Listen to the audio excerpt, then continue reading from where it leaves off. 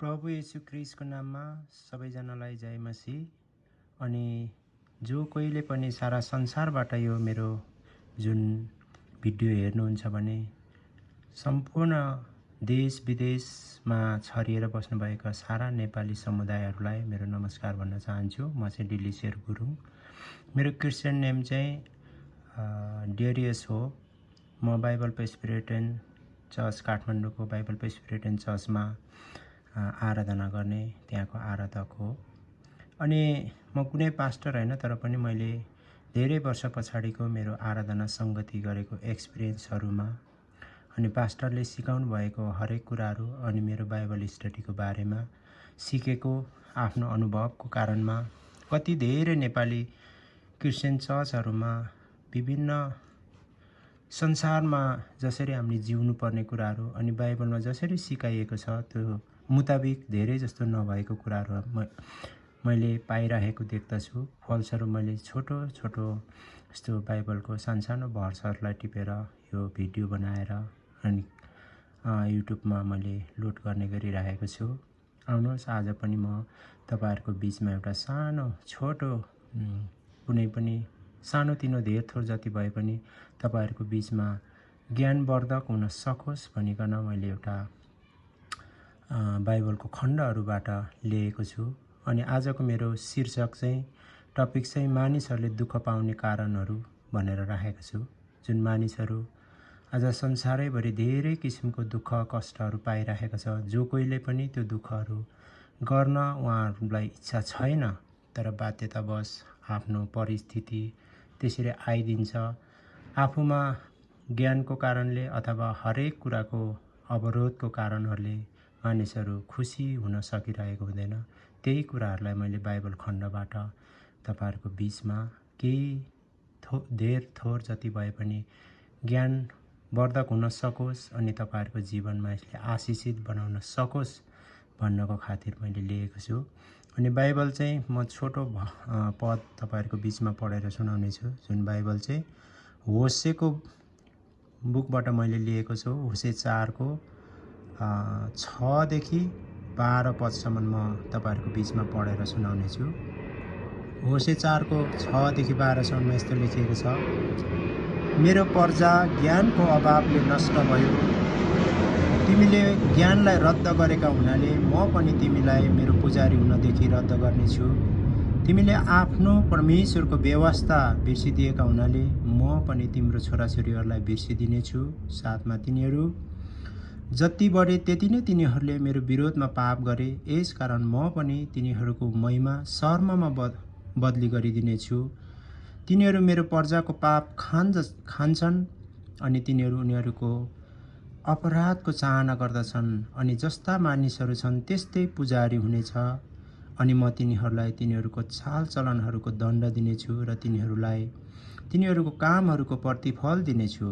किनकि तिनीहरूले खानु त खानेछन् तर तृप्त हुने छैनन्। तिनीहरूले वेश्याकर्म त गर्नेछन् तर बढ्ने छैनन्, किनभने तिनीहरूले परमप्रभुमाथि ध्यान दिन छोडिदिएका छन्। वेश्यागमन, दाखमत र नयाँ दाखमतले हृदयलाई हरण गर्दछन्। मेरो प्रजाले आफ्नो खुट्टाबाट भनौँ आफूले बनाएको कलाकृति काठको मूर्तिहरूबाट सल्लाह माग्दछन् र तिनीहरूको लौरोले तिनीहरूलाई भविष्य बताउँछ। किनकि वेश्याकर्महरूको आत्माले तिनीहरूलाई भट्किने तुल्याएको छ अनि तिनीहरूले आफ्नो परमेश्वरको अधीनबाट हटेर वेश्याकर्म गरेका छन्। होसेको किताबमा यसरी बाइबलमा यस्तो ज्ञानवर्धक कुराहरू गरेको छ। जो कोही पनि आज परमेश्वर विहीन हुँदछ भने अथवा हामी शिक्षाबाट कुनै पनि वञ्चित हुँदछौँ भने हाम्रो जीवनमा सधैँ अभावै अभाव अनि सधैँ दुःख कष्ट झेलिरहनु पर्ने कुराहरू यस बाइबलमा बताएको छ। यही कुराहरूलाई हामीले शिक्षालाई विशेष फोकस दिँदै, शिक्षा भनेको चाहिँ हाम्रो मानिस जातिहरूको लागि एकदमै महत्त्वपूर्ण मेरुदण्ड हो भन्ने टपिक्सहरू लिएर म तपाईँहरूको बिचमा यो बाइबल खण्डलाई व्याख्या गर्न गइरहेको छु। मानिसहरूले दुःख पाउने विषय वा कारणहरू अनगिन्ती छ भनौँ, धेरै नै छ भनौँ। यसमध्येमा पनि प्रमुख चाहिँ शिक्षा नै हो। शिक्षाको अभावले गर्दा विभिन्न किसिमको दुःख, कष्ट, गरिबी, हरेक किसिमको सङ्कष्टहरू झेल्नुपर्ने अवस्थाहरू आउँछ। जब हरेक मानिसमा शिक्षाको अभाव हुन्छ, सँगसँगै सभ्यतामा कमी आइहाल्छ। शिक्षा सभ्यताको कमीले गर्दा पहिलो स्टेप चाहिँ मानिसहरू गरिबी हुन्छ, किनकि जब मानिसमा शिक्षाको कमी हुन्छ, उसमा भिजन हुँदैन, धेरै किसिमको उसलाई ज्ञानहरूबाट वञ्चित हुन्छ। त्यसैले त हामीहरूले पनि आज हाम्रो छोराछोरीहरूलाई धेरै खर्चहरू गरेर स्कुल कलेजहरू पढाउने गर्दछौँ। त्यसको मिनिङै यही हो कि भोलि गएर गरिबी नहोस्। यसको मतलब शिक्षा पाउनु बित्तिकै मानिसहरू जुनसुकै ठाउँहरूमा गएर पनि केही न केही गरेर खान सक्छ भनिन्छ। उसँग आँखा खुलेको हुन्छ, उसँग हात हतियार हुन्छ, सर्टिफिकेट हुन्छ। यसको मतलब गरिबी नहोस्, दुःख नपाओस्, जुनसुकै ठाउँमा गएर पनि सर्भाइभ गर्न सकोस् भन्नको खातिर आज हामीले आफ्नो छोराछोरीहरूलाई धेरै खर्च गरेर स्कुलिङ गरिरहेको हुन्छौँ, पढाउने बढाउने कामहरू गरेको हुन्छौँ। जब उहाँहरूसँग शिक्षाहरू हुन्छ, धेरै किसिमको आविष्कारदेखि लिएर कुन चाहिँ कुराहरू रङ, कुन चाहिँ राइट, अनि कुन चिजहरू गर्यो भने हामीलाई धेरै फाइदा हुन्छ अथवा कुन चिजहरूबाट हामीलाई दुःख कष्टमा हुन्छ, घाटा नाफा इत्यादि कुराहरूले छुट्याउन सक्ने जब मानिसमा शिक्षाहरू हुँदछ भने यो सहजै र सजिलै मानिसले पत्ता लगाउने कारणले आज शिक्षा नै एकदमै महत्त्वपूर्ण हो। जब देश, समाज अनि गरिबी आउँछ, त्यहाँ चोरी चकटी, झै झगडा, काटमार, बदमास कामहरू, दुष्ट व्यवहारहरू सुरु हुन्छ। जहिले पनि मानिसहरूको बिचमा चाहिँ सबै कुराहरूले पुगिसरी आइराख्यो भने मानिसहरू खुसी हाँसोमा रमाउँछ। खासै यस्तोहरू समस्याहरू आउँदैन। जब जब मानिसहरू गरिबीको चपेटामा पर्छ, हरेक कुराहरूलाई सताउन सुरु गर्छ। अनि त्यसकारण मानिसहरू आफ्नो राइट पाथबाट छोडेर मानिसहरू रङ बाटोहरूमा अपनाउनु बाध्य हुँदछ। शिक्षा र सभ्यताको अभावमा कुन चाहिँ कुरा वा वस्तु साँचो, सत्य वा झुट हो, यही कुराहरू छुट्याउन पनि नसक्ने हुन्छ। जस्तै आज हाम्रो देश नेपाललाई हेरौँ। हाम्रो देश नेपाल 104 वर्ष शिक्षाबाट वञ्चित भएको थियो, जुन बेला चाहिँ हाम्रो सरकारले हिन्दू राष्ट्र पनि घोषित गरिएको थियो। 104 वर्ष भनेको एकदमै लामो समय हो, जुन समय भनेको चाहिँ एउटा पुस्ता हाम्रो बाबुबाजेहरू अन्धकार, अन्धमय, जङ्गली जस्तो एउटा जनावर जस्तो बनाउन बाध्य गरिएको ठाउँ थियो। फलस्वरूप यस देशमा 33 कोटी देवी देवताहरू पुज्न बाध्य गरिएको थियो। त्यो कसैको रहरले होइन, त्यो समयमा बाध्यता बनाइएको थियो, जसको परिणाम देश संसारको सबैभन्दा गरिबी, अशिक्षित र कङ्गाल बनेको छ। तरै पनि यही शिक्षा सभ्यताको कमीले गर्दा नेपालीहरूले आफूले बनाएको हातको सुन्दर कलाकृतिहरू, आकृतिहरू, मूर्तिहरू, खोला नालाहरू, जुन घाम यस्तो चिजले मानिस जातिलाई चाहिँ आशिषै दिन सक्दैन भन्ने कुराहरूबाट पनि यो सत्य तथ्यको कुराहरू पत्ता लगाउन सकेको छैन। धर्म, धार्मिकता, पाठ, पूजा र बलि चढाउने प्रथाहरू छँदैछ। किनकि 104 वर्ष शिक्षा बेन गरेपछि मानिसहरू सबै अन्धा, एउटा साधारण जनावर जस्तो हुन पुग्यो। जे गर्नु लगाएको थियो र गरिआएको छ, त्यसैलाई छाड्न सकेको छैन। किनभने बाबुबाजेले सुरुमा अब करतापमा गरियो, तर पछाडि अब बाबुबाजेले गरिआएको यो रीतिरिवाज, यसलाई छाड्नुहुन्न भन्ने खालको मानिसहरूको मनस्पटलमा त्यो खालको कन्सेप्टहरू बस्न पुग्यो। फलस्वरूप आज हाम्रो देश कङ्गाल हुन पुगिरहेको छ। यो सबै शिक्षा र सभ्यताको कमीले आउने कुराहरू हो र यो शिक्षा सभ्यताको कमी भएकै कारण यो हामीले यस्तो अभाव अनि यो असभ्य, यो गरिबीहरू हामीहरू देख्न सक्छौँ। हाम्रो देश नेपालमा पहिले हिन्दू राष्ट्रको लागि चाहिँ धेरै विरोध गरेको मैले आफूले एक्सपिरियन्स गरेको। कति 16 धार्ने, 18 धार्ने, 12 धार्ने, कति कान काटेको भन्छ हिन्दू राष्ट्रको लागि विरोध गरेको समयमा नेवारी जातिहरू। तर आजको दिनमा हामीले हेर्दछौँ भने त्यो समयमा त्यत्रो विरोध गर्यो अनि बाध्यताले हिन्दू धर्महरू मान्न सुरु गरियो। तब आज फेरि नेवारी जातिहरू धेरै हिन्दू धर्ममा नै एकदमै पोख्त भएको देख्न हामीले देखिरहेकाहरू छौँ संसारमा, हाम्रो देश ठाउँहरूमा। गाउँठाउँहरूमा। अनि उनीहरू बाबुबाजेले मानिलिएको धर्म संस्कृतिहरू छोड्नुहुन्न भन्ने खालको, किनकि 104 वर्षमा मान्छेहरू पुस्ताहरू बितेर गयो अनि आज त्यही रहेछ हाम्रो तरिका भन्ने खालकोहरू हामीले देख्न सुन्न पाउँदछौँ। भने आज जो जति क्रिस्चियन विश्वासमा आएकाहरू छन्, यहाँ पनि शिक्षाकै कमीले गर्दाखेरि धेरै नै नराम्रा असरहरू परेको हामीले देखिरहेका छौँ। असल योग्यको पास्टरहरू नभएको कारण क्रिस्चियन विश्वासलाई पनि धर्ममा परिवर्तन गरेको हामी बाइबलमा पाउँदछौँ। बाइबलमा परमेश्वरको जीवित वचनलाई चाहिँ धर्मशास्त्रको बुक भनेर नामाकरण गरेको यता कता जताततै हामी प्रशस्त पाउन सक्दछौँ। प्रार्थना गर्दाखेरि पनि ईश्वर पुकारिरहेको सबै यी जति पनि यो ल्याप्सेसहरू, यो कमजोरीहरू सबै शिक्षा सभ्यताको कमीले परेको ठुलो नराम्रो असर मैले देख्न सकिरहेको छु। मैले यो नै असर हो भनेर जान्न सक्दछु। त्यही भएर मेरो मान्यता चाहिँ हुनसक्छ भने चर्चमा पास्टरहरू बाइबल स्कुल पढेको र सांसारिक शिक्षाहरू पनि हासिल गरेको हुनुपर्छ भन्ने मलाई जहाँसम्म यो मान्यता मेरो चाहिँ छ।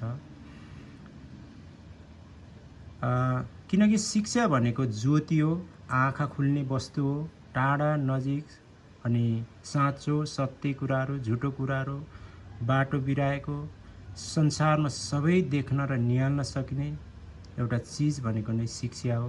त्यसैले गर्दा जुन शिक्षाहरू हाम्रो चर्चहरूमा नि क्रिस्चियन चर्चहरूमा नि पास्टरहरूमा बाइबली शिक्षा त उसँग हुनुपर्छ, त्यो त कम्पलसरी नै हो। तर सांसारिक शिक्षाहरू पनि उसले पाएको हुनुपर्छ। हुनसक्छ पोसिबल भएसम्म यसरी योग्यको पास्टर भयो भने त्यो चर्चमा धेरै त्यो चर्चको मानिसहरू आशिषित हुँदछ। र हामीले शिक्षालाई चाहिँ जहिले पनि महत्त्वपूर्ण दिनु नै पर्छ। शिक्षा भन्ने कुराहरूलाई हामी जब हामी हेला गर्दछौँ भने हामी आफै मूर्खहरू हुँदछौँ। हाम्रो देशको उदाहरण लिउँ, लिडरहरूले को कुराहरू गरौँ। कुनै समय डाक्टरले उपाधि पाएको जुन लिडरहरूले चाहिँ देश चलाउन सफल भएको थियो 2-4 महिना भयो भने त्यो बेलाको जुन 2-3 महिनामा पनि देश चलाउने त्यो भिजनहरू, त्यो एजेन्डाहरू कति फरक छ। हाल 2-4 कक्षा पढेको जेल नेलहरू धेरै दुःख कष्टहरू गर्नुभएको जुन लिडरहरूले चलाउनु भएको देश अनि उहाँहरूको भिजन, उहाँहरूले चलिरहेको पाइलाहरूमा हामी कति फरक देख्न सक्छौँ। त्यसले गर्दाखेरि हामीलाई शिक्षाले जहिले पनि बाटो देखाउँछ। हाम्रो आँखाहरू खुल्छ, टाढो नजिक हामी देख्न सक्दछौँ, हामीलाई धेरै आइडियाहरू आउन सक्दछ। त्यसैले गर्दाखेरि हामी शिक्षालाई जहिले पनि एकदमै महत्त्वपूर्ण दिन्छौँ। जब हामीमा शिक्षा छैन भने हामी अन्धकारमा रुमालिँदछौँ, गरिबीको चपेटामा पर्दछौँ। जब हामी गरिबीको चपेटामा पर्छ त्यहाँ कलङ्क, लडाइँ झगडा, ईर्ष्या, क्रोध सबै कुराहरू त्यहाँ त्यो क्रमशः आइहाल्छ। त्यसैले शिक्षा नै मानिसहरूको बाँच्ने एउटा चाहिँ मेरुदण्ड हो। जसरी शरीरलाई बलियो बनाउन मेरुदण्डको एकदमै ठुलो भूमिका हुन्छ, त्यसरी नै मानिसहरूमा यस संसारमा असल भनौँ सफल जीवन जिउनको निमित्त हामीलाई शिक्षा सभ्यताको नितान्तै आवश्यकता पर्दछ।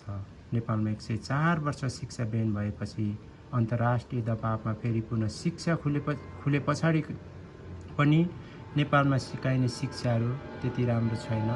हाम्रो जीवनलाई, हाम्रो व्यक्तिगत जीवन, पारिवारिक जीवनमा त्यो शिक्षाले खासै सपोर्ट दिँदैन। किनभने शिक्षा भनेको एउटा जागिर खानलाई मात्रै नभएर हामी हिँड्दा डुल्दा बोल्दा बस्दा जुनसुकै समयमा नि त्यो शिक्षाले आफूलाई सपोर्ट गरिरहेको हुनुपर्छ। त्यसले हामीलाई सहायता दिइरहेको, पुर्याइरहेको हुनुपर्ने शिक्षाहरू हुनुपर्थ्यो। त्यो खालको शिक्षा नभएको कारण आज पनि शिक्षा खुले पछाडि पनि को जीवनमा पनि खासै परिवर्तन हामी हाम्रो देशमा देख्न पाउँदैनौँ। नेपालमा बढेको शिक्षाले हाम्रो जीवनमा केही पनि सपोर्ट नै गर्दैन। मैले त भन्छु कति धेरै शिक्षाहरू त बहुला शिक्षाहरू सिकाइरहेको पनि हामी पाउँदछौँ। आँखा खुल्ने खालको शिक्षण भएकै छैन। मैले एउटा मास्टर डिग्री होल्डरलाई मैले कुराहरू गर्दाखेरि हामी मानिस जातिहरू बाँदरबाट जन्मेका, हाम्रो पुर्खा बाँदरहरू हो। किनभने हामीलाई शिक्षा त्यही सिकाइएको छ। तर हामीले सृष्टिको चिजहरू हामीले बेसिक कुराहरू हेर्दछौँ भने जुनसुकै जातिहरू आफ्नो चिजहरूबाट निस्केको छ। मानिसहरूको उत्पत्ति भनेको मानिसबाटै भएको थियो। यो बहुला शिक्षाको कारणले मानिसको मनस्पटलमा हिन्दीमा रङ नम्बर भेजिदिएको भने जस्तै त्यो भइरहेको छ। यो चाहिँ बहुला शिक्षाको कारणले। त्यसैले आज सारा नेपाल र नेपालीहरू अन्धकारमा हिँडडुल गर्न परिरहेको छ। समस्याको बाटो भएर जीवन जिउनुपर्ने बाध्यता भएको छ। अब हाम्रो परमेश्वरतर्फ जाउँ।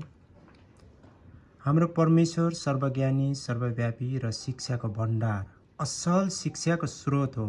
चर्च यो संसारको सबैभन्दा सर्वश्रेष्ठ युनिभर्सिटी हो, जहाँनिर सिकाएको र सिकेको शिक्षाले चाहिँ मानिस जातिको आँखा खुल्छ, अनन्त जीवनको भागीदार भइन्छ। यो संसारमा सबैभन्दा पहिला अक्सफोर्ड युनिभर्सिटी भन्थ्यो। आज त त्यस्तो अक्सफोर्ड युनिभर्सिटीहरू त धेरै धेरै आइसकिसक्यो। धेरै मान्यता प्राप्त युनिभर्सिटीहरू आएको छ। तर पनि यो संसारको सबैभन्दा महत्त्वपूर्ण नम्बर 1 अक्सफोर्ड युनिभर्सिटी भन्दा पनि सबैभन्दा महत्त्वपूर्णको त्योभन्दा पनि उच्च स्तरमा रहेको युनिभर्सिटी भनेको चाहिँ यो संसारको चाहिँ चर्च नै हो, जहाँनिर असल शिक्षण गरिन्छ, जसले चाहिँ मानिसको जीवनमा अनन्त जीवनको भागीदार, उद्धार अनि मुक्ति पाउने कुराहरू हामी पाउँदछौँ। अनि त्यहाँनिर एउटा स्वर्गको सानो भूभागमा जस्तो रहेको कुनै टापु जस्तो त्यहाँ महसुस गरिने ठाउँहरू त्यसमा हुँदछ। हामीले युरोप देशहरूलाई नै उदाहरण लिन सकिन्छ। युकेलाई हेरौँ, जहाँ बाइबलको शिक्षा लागू गरेपछिको जीवनशैली संसारलाई हलचल मचाएको हामी सबैलाई थाहै नै छ। यो सबै परमेश्वरको वचन, बाइबलबाट आएको शिक्षा, सभ्यताको कारणले जुन कुराहरू आज हामीले देख्न पाइरहेका छौँ। त्यसैले हाम्रो त्रिएक परमेश्वरको गुण विशेषता भनेको नै सर्वज्ञानी, शिक्षाको भण्डार वा स्रोत हो। त्यसैले हामी अज्ञानी, अशिक्षित बन्नु हुँदैन। त्यही भएर होसेको पुस्तकमा परमेश्वरको वचनलाई भन्दा संसारिक कुराहरूलाई पक्रेर हिँडेको, परमेश्वरप्रति अविश्वासी भएको कारण ज्ञानको अभावले मानिसहरू नाश भयो भनेर परमेश्वरले भन्नुभएको जुन हामी बाइबल खण्डहरूमा पाउँदछौँ। अनि नाश हुनु भनेको चाहिँ मृत्युमा पुग्नु हो, अनन्त जीवनको भागीदारबाट चाहिँ वञ्चित, अवसर गुमाउनु हो।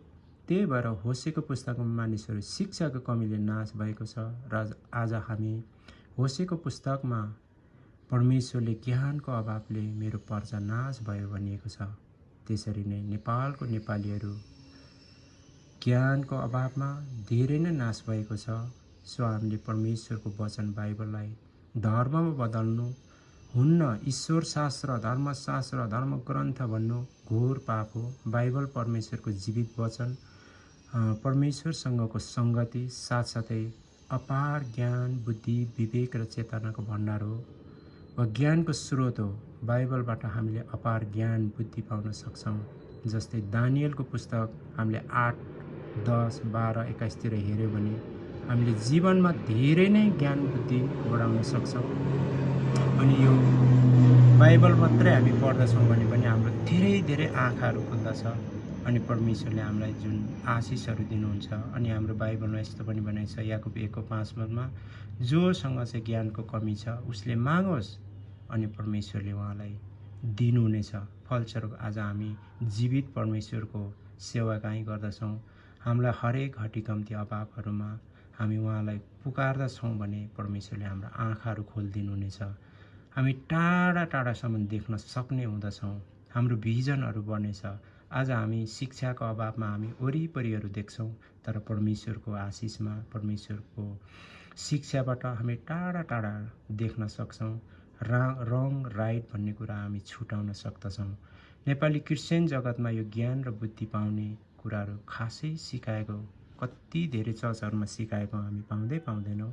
हुँदैन। खालि धार्मिकता, धर्मको दृष्टिकोण र ले मात्र व्याख्या गर्ने गरिन्छ। त्यसैले यसरी हामी क्रिस्चियनहरू धार्मिक दृष्टिकोणतिर मात्र जान्छौँ भने हामी शिक्षाहरूबाट वञ्चित हुँदछौँ। हाम्रो सामाजिक जीवनहरूमा फरक पर्दछ।